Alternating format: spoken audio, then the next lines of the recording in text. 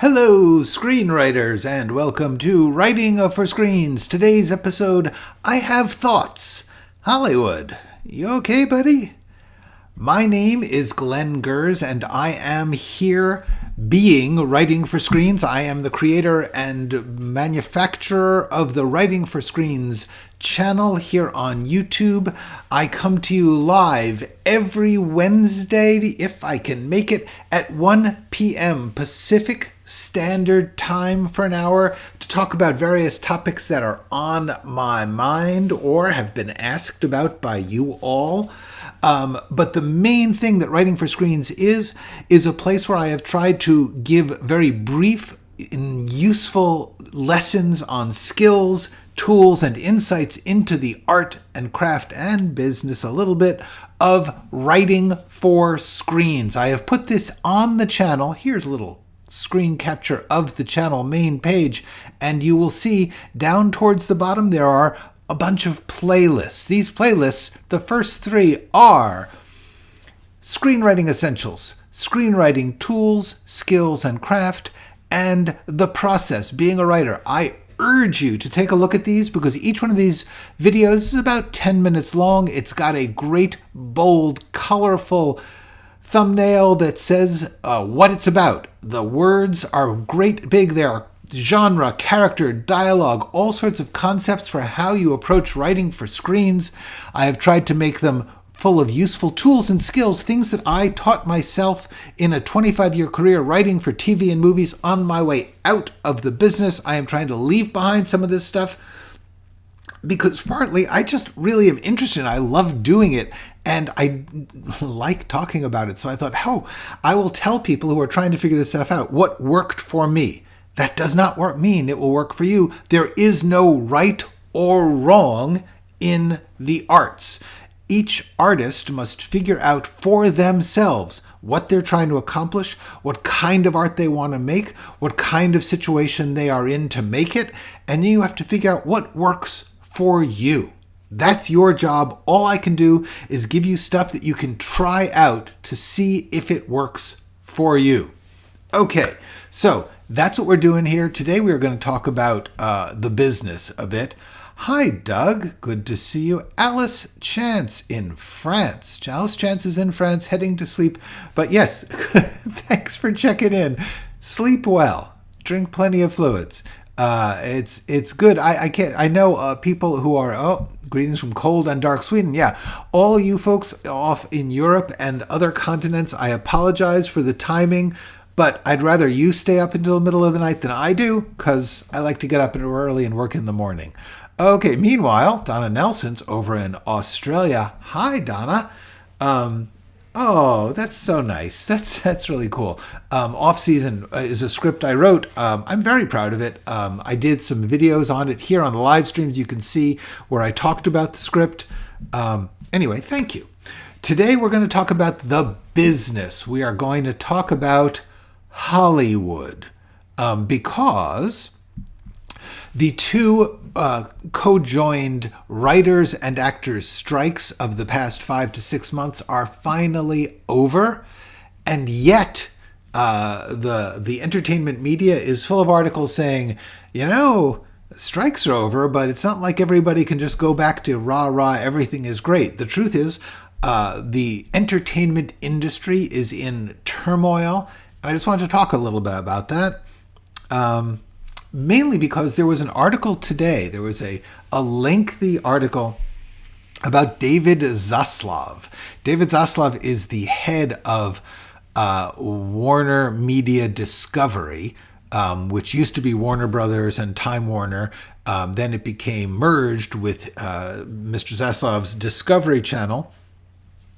And it has been a main focal point of analysis of the business, of what's been happening to the business, and that Mr. Zaslav himself has become widely reviled as a symbol of Wall Street. I'm quoting now from the New York Times, a symbol of Wall Street's exploitation of the town, quote, perhaps the most hated man in Hollywood. But honestly, he's just one person. The picture is bigger, and I just wanted to talk a little bit about it. Then I'll open this up to Ask Me Anythings. Hello, Doreen. Hi, Jean. Hello, Nathan. Okay, so let's talk about Hollywood. Because the point of this article that was in today's paper, but there have been several other articles about the fact that Hollywood was in turmoil before the strikes. As often happens, strikes come actually out of turmoil in the business. They don't cause that. They are a response to it. Because what's happening is the entire industry is changing. And when things change, players very often say, oh, this is a chance to cut everybody else out of the pie. And so the unions were stepping up and saying, wait a second, when this changes, you can't make new deals that undo all the work of the past century. So let's talk about that. The main thing I want to talk about to begin with is that there's a series of things happening, almost all because of the changes in the technology of distribution of entertainment. That's really where the core of all this gets to. And it relates to a lot of other businesses and a lot of our world altogether. What's happened is, for the first 100 years of Hollywood, of American film, and I apologize for all of you who are watching in places outside of America, I worked in Hollywood. I don't know that much about the business end of other places. So therefore, what I'm talking about, however, I think has a ripple effect because currently, at least, and this is up for debate, Hollywood has been the center of the entertainment world. But I think that is changing, and that is one of the things going on. However, what's happened is the Hollywood industry was built by essentially the same bunch of companies from the beginning. Those companies consolidated and became powerful in the 19-teens and 20s, 100 years ago, and they have controlled it since then. In the 1970s, most of those companies, maybe all of them, were bought by larger corporate conglomerates as a part of a general corporatization of the world's finances. So that, a studio would become part of Coca-Cola or an insurance company or some other massive corporation that would have the entertainment field as a division. That changed some of the business substantially, but still the same companies were running everything. The same people, honestly, were in the same offices. They were reporting to different companies, but the business was basically essentially on a single track that it had been on for 100 years. In the past 20 years, that has gone completely kablooey. The reason is because up until from the 1920s until the 2000s, distribution was controlled by these companies. This is the key to understanding the entertainment business. Distribution, the ways that the art product gets to the audience. That's where the business actually is. Just remember, movie studios and TV networks are not really in the business of making stuff. They are in the business of feeding that stuff to the companies that give that to the audience. That's where the money comes from. So they are making movies simply because they need something to put in the movie theater to sell the tickets to. They don't always love movies. They love selling tickets. Okay, what happened was, for the first time, those companies that were running the movie studios and networks got sidelined by new companies that were streaming and that were digital, that were providing entertainment without going to a movie theater or without going through cable or broadcast TV. So those were the ways that entertainment got to people. All of a sudden, this whole new section opened up for the first time in the history of the art form. First time that's happened. And everything that we are seeing now is because this destabilized the power.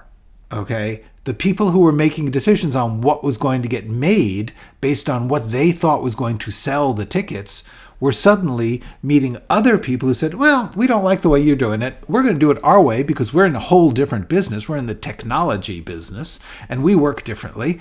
And yeah, we'll hire some of you and we'll take some of your advice. But honestly, we have more money than you and we don't need you.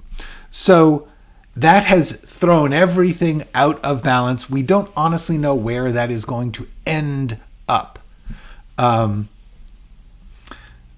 Okay, let me just quickly check. It's not only Zaslav we need to watch out for regarding Warner Brothers Discovery. One of the company's board members, John Malone, cable TV legend and media investor, is also, yes, this is true. Malone, Zaslav is just a guy among a bunch of guys, almost entirely guys, I think entirely white guys, who are running everything. They're running the entire entertainment business in the United States, which is the largest entertainment business as far as I know, although India may actually be bigger. Maybe bigger audiences, may be producing more, and may have more money. I don't know. But once again, my point is all of the new technology, which we are calling for shorthand streaming, in other words, stuff that doesn't go to movie theaters or to your TV box, all of those new bands of distribution didn't have union contracts. They didn't have deals. They didn't have distribution deals as were set up by all the studios for the whole history of the art. So therefore, everything changed. For one thing, the technology companies that were streaming said, we don't want to tell you how much we are making. We don't want to tell you how much we are selling. It used to be that there were ratings or box office. There were ways that were reported by, in theory, independent companies saying, this is how much a movie sold. This is how much a TV show was watched. And then you could say, and all of the deals were built on the concept that suppose a show does okay. Well, then everyone gets their base pay. If a show does really well, then you should get extra pay for the success because more money is coming in and it should be divided more, if not equally, but at least somewhat. None of the new companies were doing that. They were all saying, we're not going to tell anyone how much or how we sell. We're just going to pay you a flat rate. We'll just have your flat rate be a little more than the old companies, so you come to us. And then we own what you do and we can do whatever we want with it forever. That's a bad deal. In the long run, that's a very, very bad deal. So when these contracts came up, that's one of the main things that was being fought over. But the other thing that happened was when these streaming services showed up, the mainstream companies, the studios and the TV networks said, we had better get into that business too. Just like when television showed up, the movie studio said, we'd better essentially team up and eventually own the TV studios or vice versa. They became essentially one unit. And all the deals and all the working came together. So when this new technology showed up, they said, hey, we better get into that too. The problem is it costs a huge amount of money. And what they call legacy companies had was the libraries of content, the shows and movies of the past 100 years. And that was what was needed for the streaming services to have something to show. Because while they could, either you had to start a streaming service from scratch like Netflix, which said, we'll simply throw a huge amount of money into producing new shows, and we're going to buy up a huge number of shows either from the old libraries or from other countries, because that was an untapped reservoir. Okay, so what happens then is it costs a huge amount of money for Netflix to get going. Netflix was throwing money around like you wouldn't believe because all they needed to do was add subscribers. In other words, they didn't care about, they didn't have commercials, they didn't have anything, ratings didn't matter. Nothing mattered except people were like, ooh, I hear this Netflix thing is good. I'm going to plunk down my monthly subscription rate. And as long as that was growing, Netflix could say, hey, our business is working. However, they were never making money. They were losing money like crazy while they poured all this money into production in order to get subscribers. The other company said, we've got to do the same thing. Luckily, we have our libraries. We will take Disney's library and Warner Brothers library. We'll put them as the base of our streaming service, but then we need new shows too. And so everyone was pounding out material, what they call content, shows, movies. Everyone was putting out a lot of it because they were desperately trying to draw the audience and draw the audience to their library, their collection. But none of them were making any money. None. And so what happened was, at a certain point, the people who were investing in all this said, we'd like you to actually make money at this business. You're certainly impressive.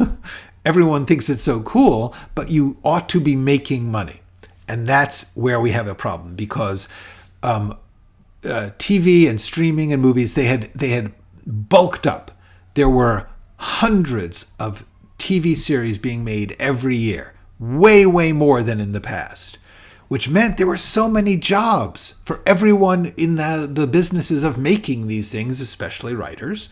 And so the company started to say, okay, what we first need to do is stop doing so many shows, which they are now doing. Also, let's see if we can cut down on the number of people it takes to write them. Like, if you have a staff of 20 people, let's see if you can do it with 10. So all of a sudden, there's this enormous contraction happening.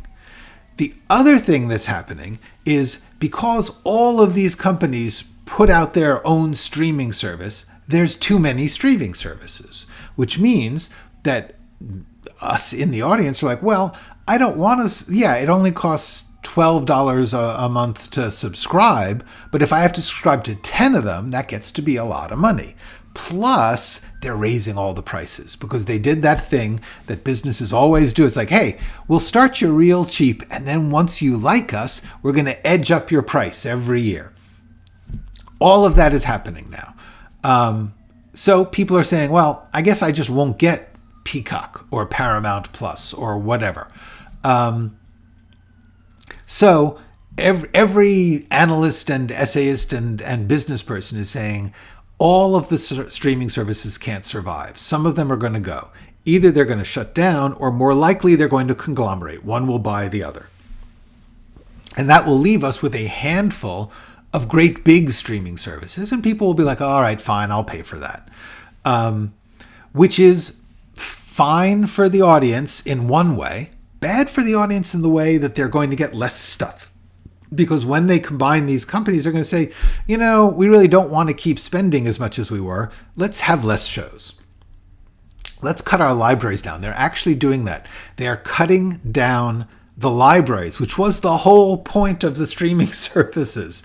They are saying, every time we show one of these things in the libraries, we have to pay those actors and writers and directors and all those people. They still have to get paid for every time we put them back on the library. Let's just take them off. So the libraries are actually getting cut down, or worse, they're selling them to Netflix. They're letting the Netflix say, hey, we're going to take the HBO library and we'll have it on Netflix for a while, which is insanely stupid. So the point is, there's going to be a lot less jobs in Hollywood because we were in an artificial bubble for a while. That bubble has burst. So that's the biggest picture going on. The other thing about consolidation is it means there's less innovation. In other words, if you only have 2 or 3 companies that own all the media, as happened when we had 2 or 3 networks, there was a remarkable lack of diversity in every sense. Everything looked the same. Everyone was being controlled by the 2 or 3 bottlenecks that they had. That is going to come again. And therefore, things that are interesting or offbeat or speaking to a smaller audience are not going to find a place. So let's talk about this. The thing about it is, don't forget, this all happened partly because people really like streaming.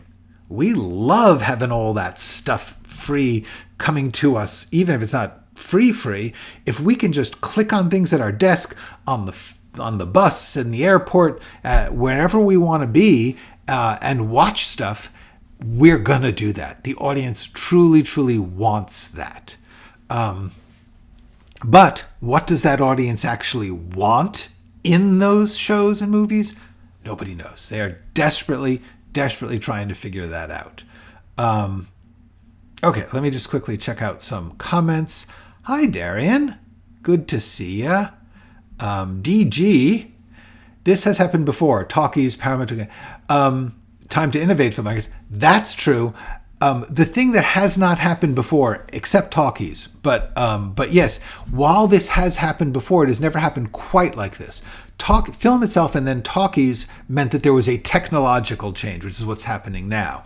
The tricky thing, which has never happened, is that the companies that were bringing the technological change were different than the industry as it stood. That has never happened. That didn't happen with television. That didn't happen with home video or cable or any other technological change. Those were still controlled by the same companies. The same networks and studios and distributors were all the ones who took on those new technologies. What's happening here is that a new set of companies, entirely different, with very, very different philosophies, are bringing in the new technology. That's what's new.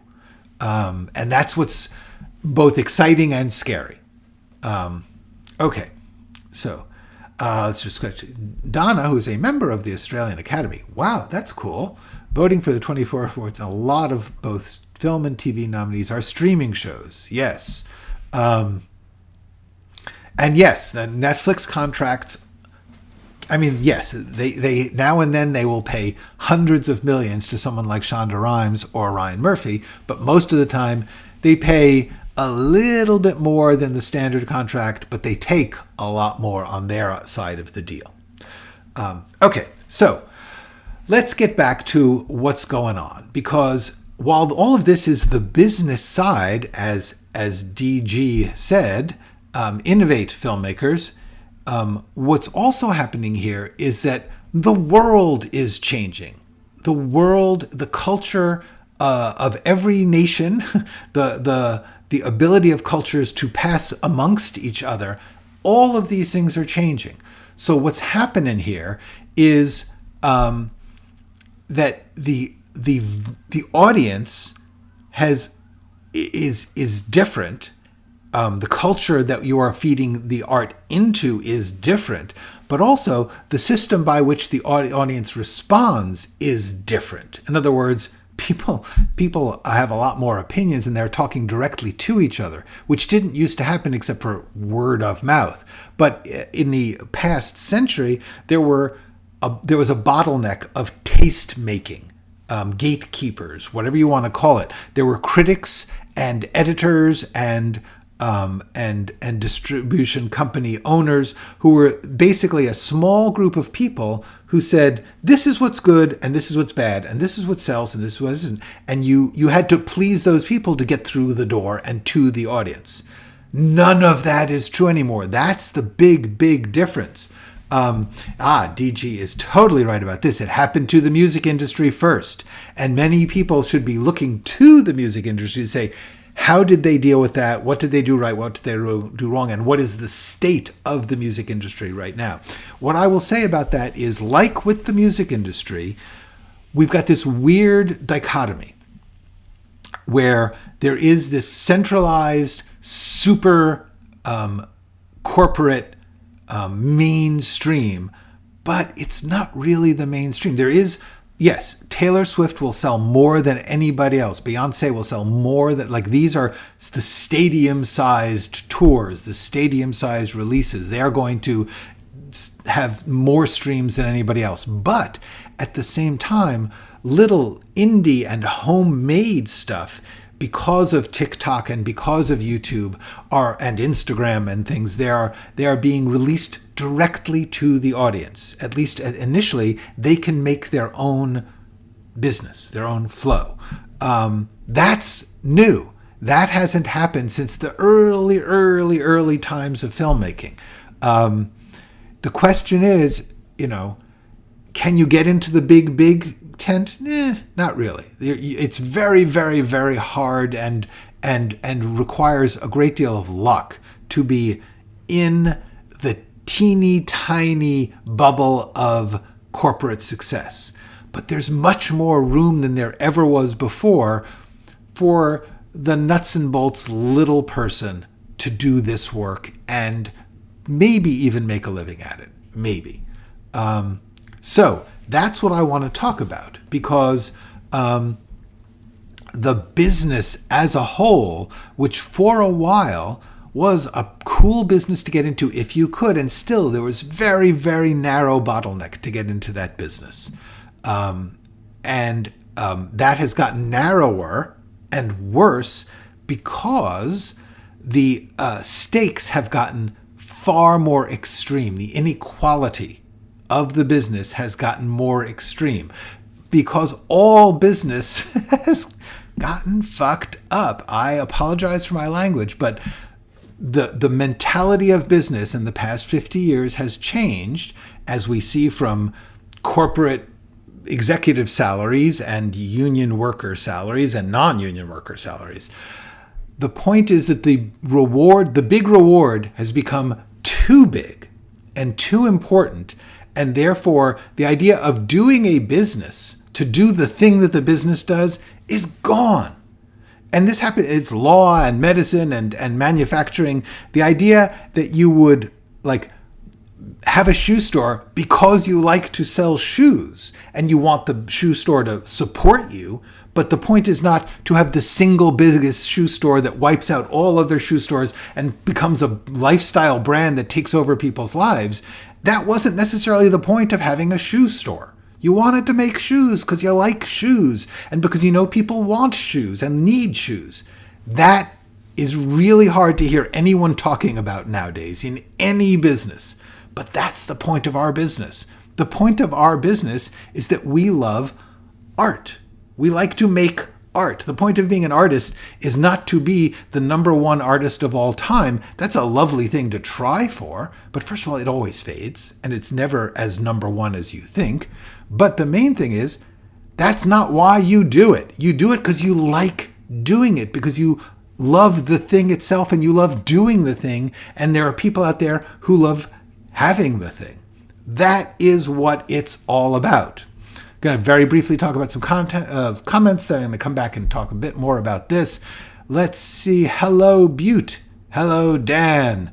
Hello, Ricky. Maria says, in Sweden, there's a fight to keep the movie theaters alive. How is it in the US? Are people still going to the movie theaters? Yes and no. My personal take is that movie theaters are going to be like theaters, which is there will always be movie theaters and there will always be movies on the big screen as a spectacle entertainment because that's fun. It's fun to go to the theater. It's cool, especially when something like Barbie comes out and everyone can go and share in that experience. That's great.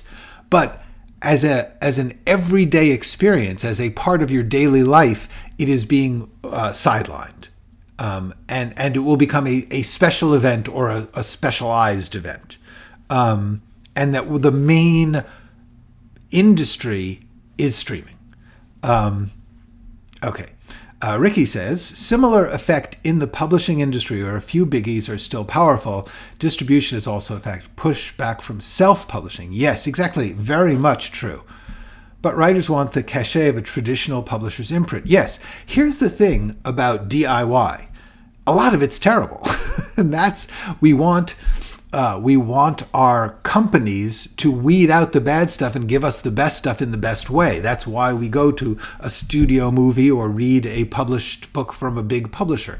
The problem becomes, as happened frequently in the course of the 100 years of film history up to now, there were times when that thing that the company was selling wasn't the best. It was nice, it was good, it was a solid piece of corporate work, but the best stuff was actually happening off on the side in some little off-Broadway theater or in some little zine or some small press. So it's very, very tricky because we do need some form of guidance as to what's good and or what we might like. Good is a very tricky thing, but what we're looking for.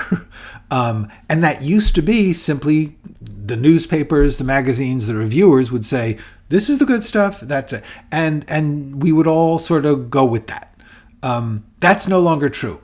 Honestly, no one really knows how that is going to shake out. Will there become essentially, and I believe there are, just certain TikTokers, and there are certain like Fantano, music nerd, the internet's biggest nerd, Anthony Fantano on YouTube. It's a great music reviewer. He does a music review every single day. He's smart. He's open-minded. He's great. He's got his own business on YouTube of being a voice to guide you. And I think a lot of those are going to develop. They're going to come and go, but the control of it is unstable, partly because algorithms are feeding it, and partly because when money gets involved, what usually happens is some company tries to come in and control it. And I believe that is going to be a continuing struggle within the digital universe for the next 10, 20 years. And I don't know how it's going to pan out. The only thing I know for sure is it's not going to be like it was. Let's quickly see. DG loves this topic.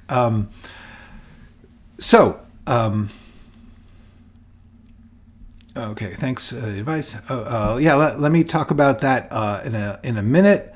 Hi, Nacho. Critics, yes.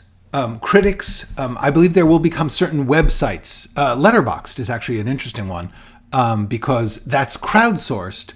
But eventually, my guess is there will either be a form of Letterboxd with professional or full-time or curating folks, or Letterboxd or things like it will develop a system by which there is the crowdsourcing, but there are also specialized voices who are helping guide and critique and think about these things. It's tricky. It's an interesting time, which is why I want to get to my 5 or 6 little points here, because I do think that the trick here is consolidation is coming.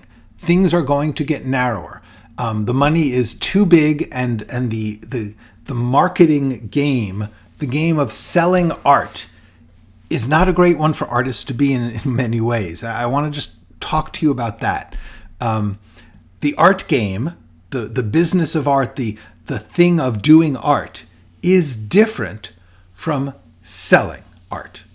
And everyone who you are hearing about teaching you how to write, they're teaching you how to write to sell. This is what disturbs me, actually. And not to I can't actually point to anyone because I don't honestly watch the other teachers. But when I did, I was always eager to say, like, what's going to win? What can you tell me about how to win the art game? And the truth is, those are two different goals. Those are two different ways of working. And I urge you to remember that and to believe that the most important one is the art one.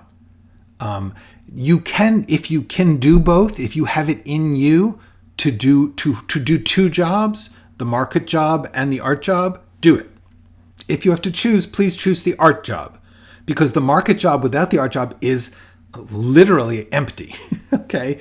And if I have my biggest regret in my career is how much I tried to play the marketing game, how much I tried to get into the business. And I succeeded to a certain extent. I won enough to keep playing. I won enough to be in the big leagues for a while. I was never big. I was in amongst the big, and I played pro sports, whatever that counts as. But the cost to my art was very high. The cost to me personally, in terms of when I look back and I look at all the things I didn't do because I was doing the things that were hopefully going to sell or pay, I kind of regret that. And I ask you only to think about it. Not saying it's right to do one or the other. I'm just saying everyone who is telling you that they're one thing, that when you sell, you get to do what you want and you get to be creative, is simply not true. The truth is, the big players, the story you hear is that when you get inside, when you get in the big game, then all the stories are about getting to choose and having control, about what they want to do and how they do, how David Fincher or Christopher Nolan or Aaron Sorkin gets to follow their vision. 99.9% of us are not going to get that situation. But what's shocking to me is, in my time in the business, I got insight into the helplessness even of the big players. And I don't think I'm spoiling anything about some of this.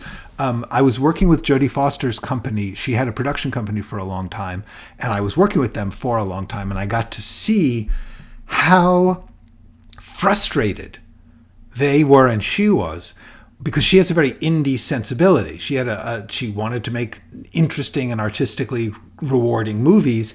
It was really hard for her. That was Jodie Foster at the prime of her fame.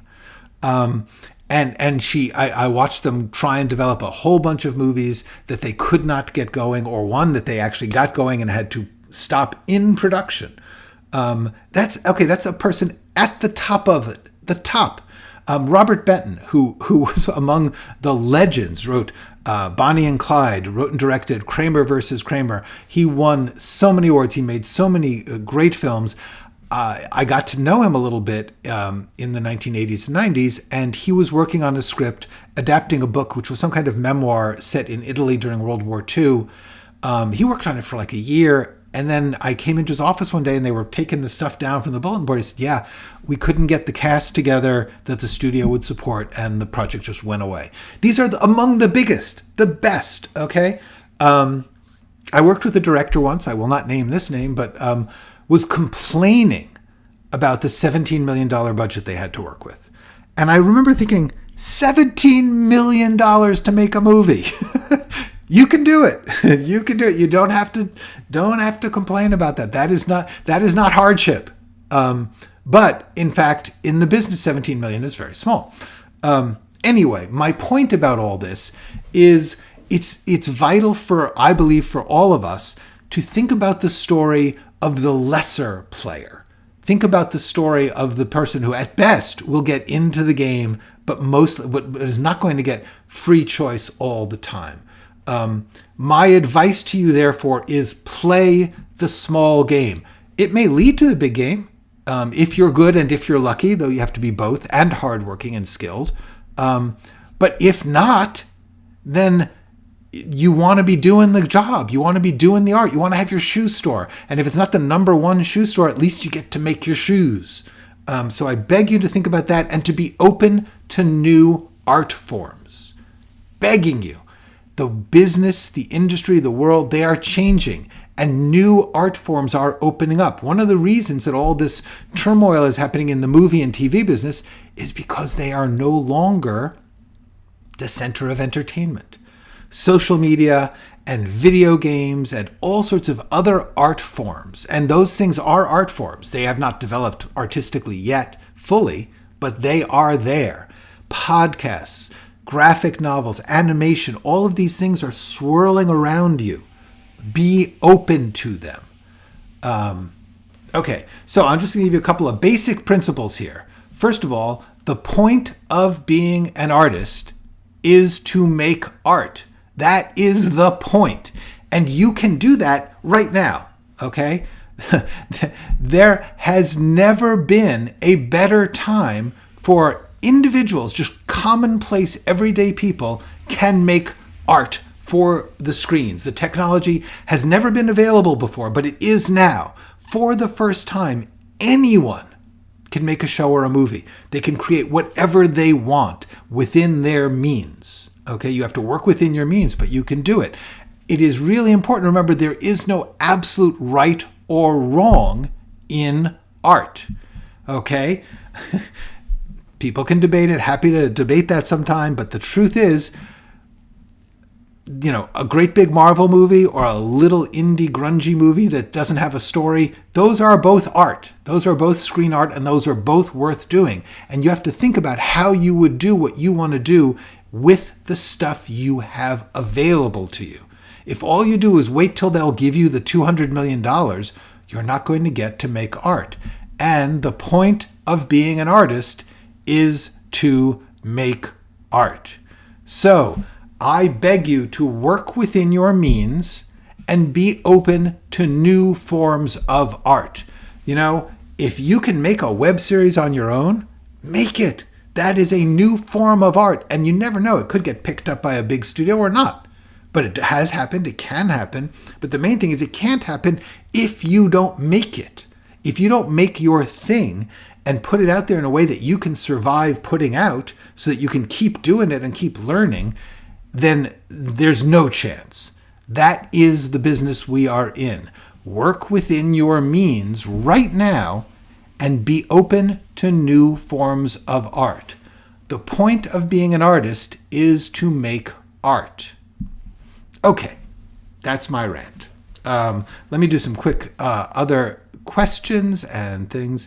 How does a studio absorb big losses? I heard Hollywood doesn't pay. No, Hollywood pays taxes. Absolutely. They do everything they can not, to cut down on the taxes.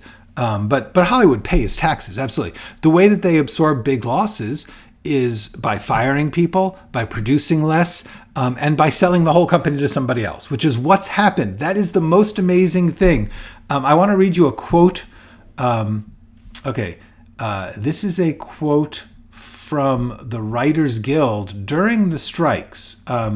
They said, "The series of mergers that led us here, first the $85 billion AT&T Time Warner merger, and then the $43 billion Warner Media Discovery merger, each promised to create a better competitor, but have instead left the merged entity debt-burdened and focused on cutting costs to rationalize these disastrous business decisions." Basically, what we're saying is all of these companies now, because they are, and I really mean this, as bad as the old studios were about being crass and businesslike, they still wanted to make movies. They actually had some pride in making the content, which is now just content.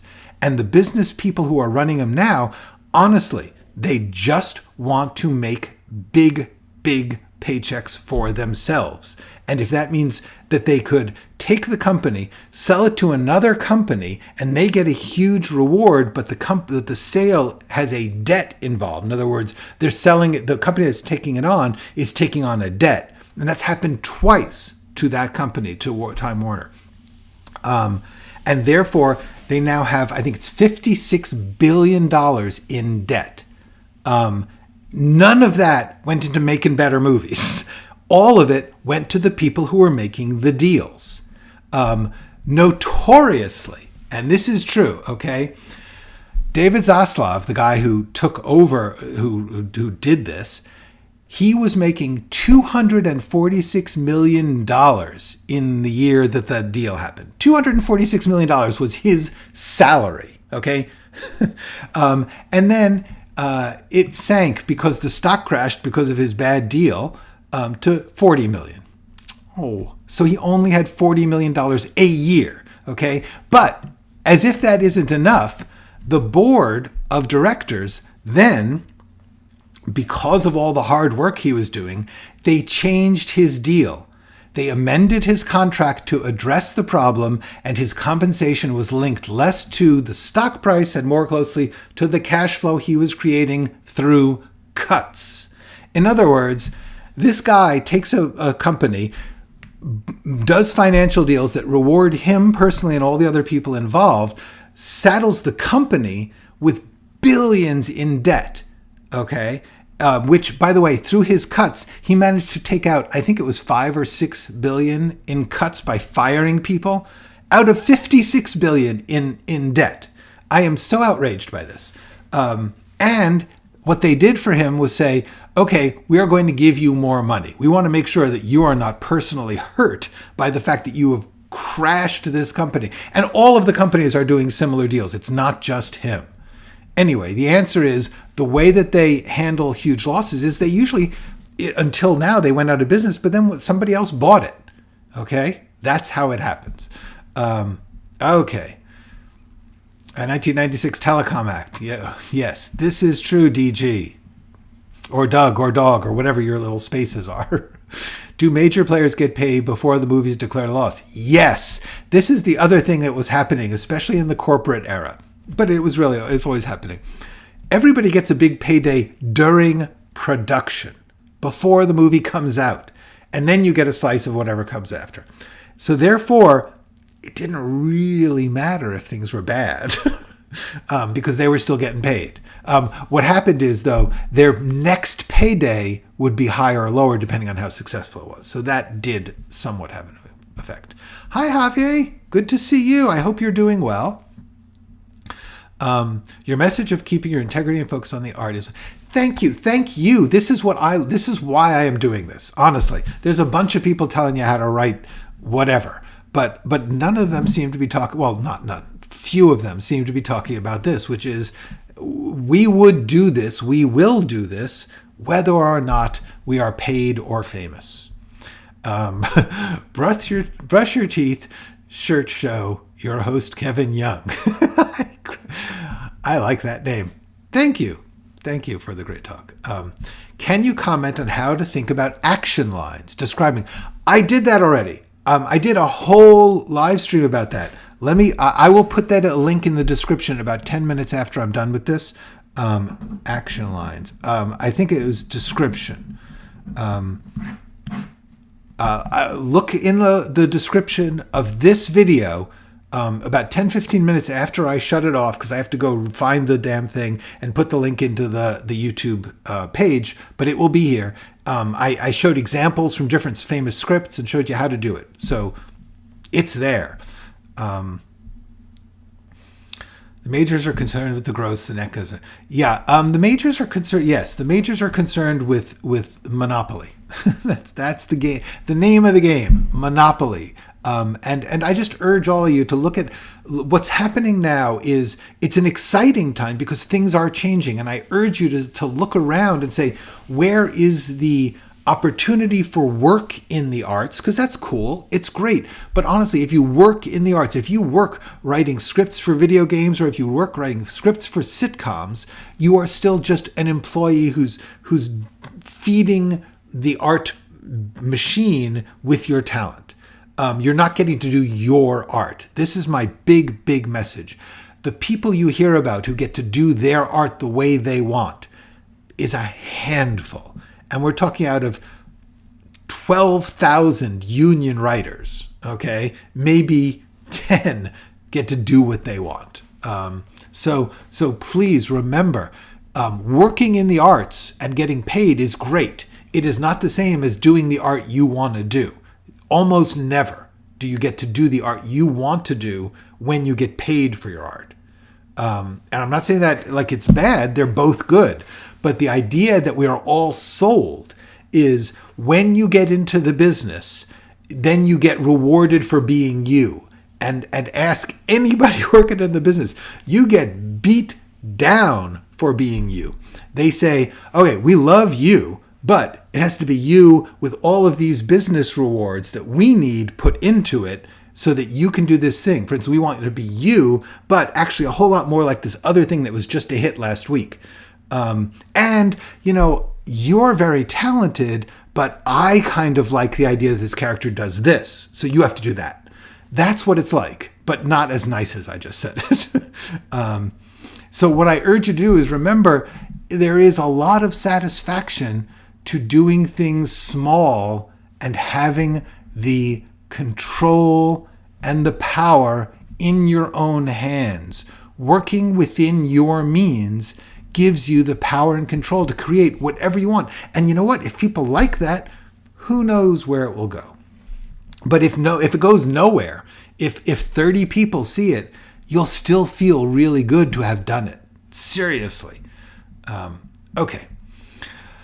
For the part-time artists who wish to develop serious art skills through current writing projects, is it better to do several shorter, easier stories or push the...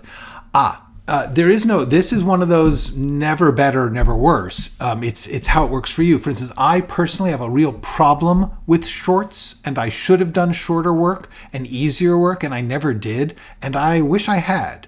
But I was just drawn to the big, long, challenging projects. The answer is, yeah, it probably is better to work on things that are a little more within your command and can be done quickly and easily, because you're going to learn so much from each one, and you can build, yeah, it's better to do 10 shorts than one feature if you're just learning. Yes. But if you're like me, you just don't see the shorts, you don't want to do it. That's not bad. Just recognize you might want to build your skills on smaller or easier things. Yay! Good. Javier is doing well and writing his dream, which is what I love. Yes, especially for projects that, if you're not going to sell, you might as well do a short which couldn't sell anyway. Okay. How do you make your story complex, not complicated? That's a great question. I think I'm going to reserve that for an AMA, and I'm going to come back to it. I'm going to grab a screenshot of that question. Oopsie. And come back to that one, Michael, because that's a wonderful issue. Okay. So, I think thanks for the pep talk is a good way to close. So I'm going to say, all of you, have yourselves a fabuloso week and go write something.